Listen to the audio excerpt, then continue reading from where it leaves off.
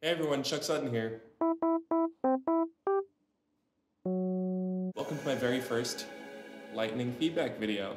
My friends and I run a feedback live stream on my Facebook page, which you can find in the description. Last Wednesday we had such a great stream, so give yourself a round of hi-hats.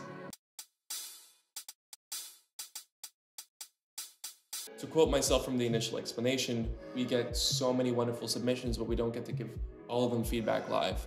So as a solution, I'm starting lightning feedback videos here. Some of the pros of a Facebook feedback live stream: you have multiple perspectives from me and my friends. It's live, so you have people tuning in that are giving you comments as well, and people follow you on the spot. It's great. Well, one of the things I've always wanted to do on there is show you the ideas I had in my head for what I was going to suggest. So not only now do I have the power of quality video editing, so not only now I can pinpoint the exact moments in your song I wanted to critique, and I can show you my a way to approach things. Also, if one of your works in progress, whips for the producers. You can send it back to me when you're done, and I'll give you a shout out in the next YouTube video I have. So as a quick heads up, I've listened to all of these songs in their entirety. I'm just gonna play for you my favorite part of the whip and what I think they should work on.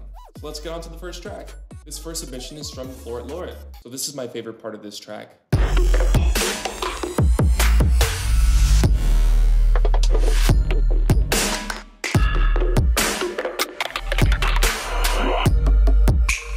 I honestly really love the synth work. I love the percussion. It's a very nice ambient experience. The first thing I want to point out is in the intro, you have these bells going on.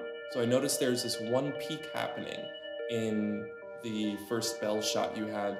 And I think if you notch it down, it would help mixing wise, because people would be able to turn up the song more without hearing a harsh feeling in their ears, and it would give a cohesive experience for the intro. I also noticed you had sections where they're Foley and they're tumbling and they're not on the grid, which is fine, but I remember trying to feel out the beat, and I think it was a little too early for that type of thing. I also noticed you used a pitched up version of that same loop. It's pretty harsh, I'm gonna say, so I think either notching it down or making sure also something's on the left side, because there's an imbalance when I listen. I really like the second drop. I find it to be really similar to the first drop, which has a really great groundwork when it comes to the drums and the ambience, but I think adding a new foreground element would be really dope. Just as a quick reference, I threw some vocal chops of my own over it. Besides that, I mean, this track is going in a really nice direction. Next up, we got Citytronics. Now, this song doesn't have a typical groove, so if you're trying to look for a beat, I would actually suggest not to. If you're familiar with artists like Sophie or Hudson Mohawk, sometimes they have more ambient sounding things where you just have to listen, and sometimes drums will come in that aren't there for rhythm but are there for atmosphere, and I believe that this song carries that. So this is probably my favorite part right here.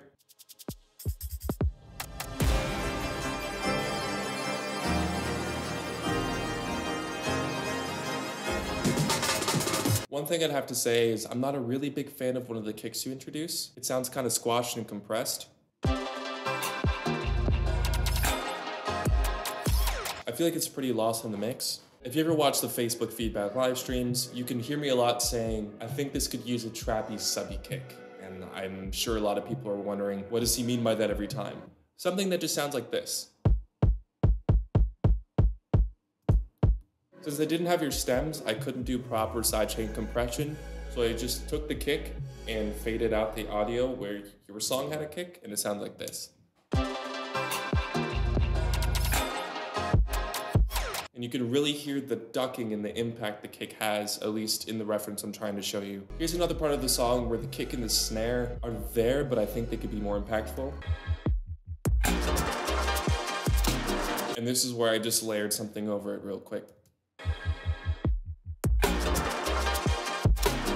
Again, bringing it back to the point of having drums that are creating ambience more than rhythm. Some parts of your track have these drums that sound like they're audio clips abruptly cutting off, and that can be stylistic for sure. Something I want to show you real quick is something that I want to start doing in tracks more, but this just brought it back to my attention. So you get a drum rack and put multiple drums in there. You can layer all the MIDI clips over each other, so it seemed like they'd all just play at the same time once. But adding an arpeggiator with the setting that allows it to just switch to random samples and not repeat, you get an effect that sounds like this.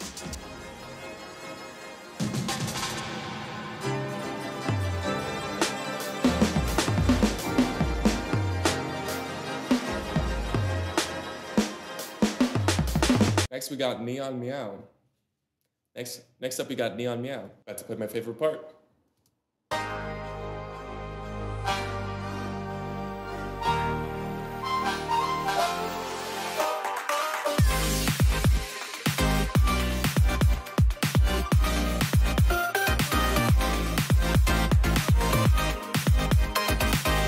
I think the melodic elements are just beautiful. I would love to hear some more drum impacts, so maybe different sample selection or making sure that they're mixed a little more in the foreground. I'd also love to hear some more low-mid content when it comes to the chords. So as an example, I took a saw wave, I high-passed it a bit so I could make room for the sub, added a sine wave, and then a white noise layer. After playing around with some EQ and saturation, I ended up getting something that sounded like this.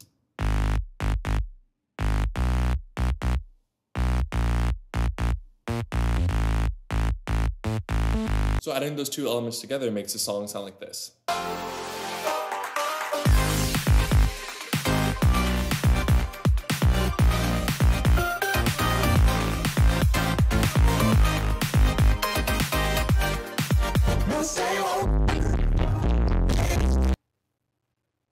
I'm sorry.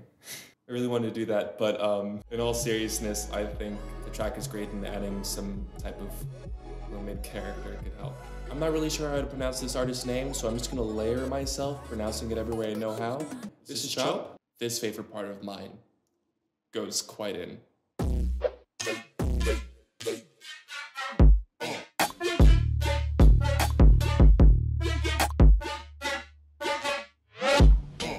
Overall, I think the structure is great in this song. I think the sound design is interesting. This song has definitely more sub carry than, you know, mids, where I was saying in other tracks that the low mids could be beefed out. If you can do that in this song, I would recommend it. But this song sounds stylistically mixed the way it is now. All I can really think of is her possible suggestions to keep the song interesting. Now, these definitely aren't the best vocal chops I've ever done, but I just want to give a reference again of another possible foreground element. Every time I talk, and every time I think the second drop is really great. I would love to hear more percussion play. For example, I threw some hi-hats on there.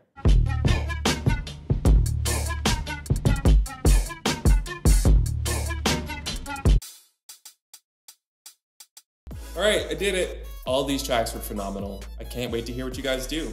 Again, by no means are these 100% objective ways you have to approach your track, but hopefully I help you towards a finished product. Thank you all so much for watching, and I'll catch you next time.